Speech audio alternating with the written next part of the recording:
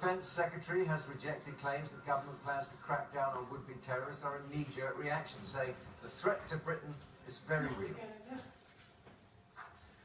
Well, let's get more on the government's plans to tighten up restrictions on potential terrorists. We're joined from Kent by Hanne Stevens of Rights Watch. Thanks very much indeed for joining us, Ms. Stevens.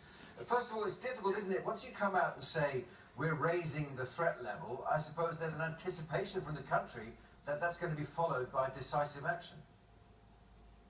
Well, I think we have to let's remember that, in fact, this isn't the first time we've reached that threat level. And in the 80s and the 90s, in fact, this was the level that was set. And we need to, in fact, learn lessons from Northern Ireland, where the government did perhaps act in haste and repent in leisure when they moved towards stringent policies in relation to terrorism. I think the fundamental human rights need to be protected, and we don't want to see the further erosion of things like presumption of innocence and right to fair trial, and really without more information. And the government should act slowly and consider this properly. Well, if David Cameron gets the backing for the kind of plans that are being mooted at the moment, what sort of a road are we going down if we start taking people's passports off them if they come back from a place like Syria or northern Iraq, or taking their passports from them if we understand they've got plans to go there?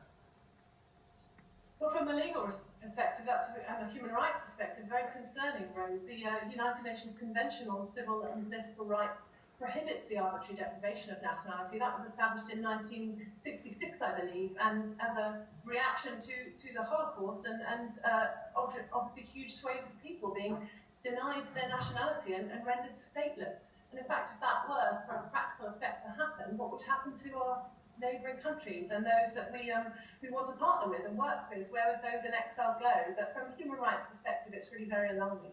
And so, what sort of effect can you see that having on communities in the UK if there are people are being selectively taken out and have those, as you say, legal rights infringed? Well, I would suggest that this would actually hand a victory to terrorists and act as a recruiting agent from those who already feel hugely marginalised by the way that they're treated within the community. Suspect communities, as they've sometimes been termed, Muslim communities and others, are already subject to questioning and surveillance and breaches of their fundamental human rights. And really this would be a very alarming road to go down, both from a perspective of legal and moral human rights, in fact. We know that David Cameron has a new national security advisor who briefs him at Downing Street once, perhaps even twice a week sometimes when the situation demands it.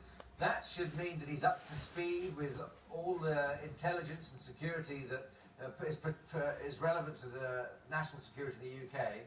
Do you think they're getting it wrong? Do you think they're actually too alarmed? Do you think the problem is still based more in the Middle East than it is on our own shores? Well, obviously it's hard for me to second guess without knowing them. I shall never, I'm sure, know the content of those briefings. But I do think they're getting it wrong in the perspective of not learning from history and not reacting proportionately and carefully. I really do think that they should act more carefully here and really think through the policies. There is already quite tough terror laws, and really quite, some might say, draconian ones that have been just increased steadily from 9/11. They are not without powers to act. I don't understand, Rights Watch UK don't see why there need to be further, more stringent powers at this time.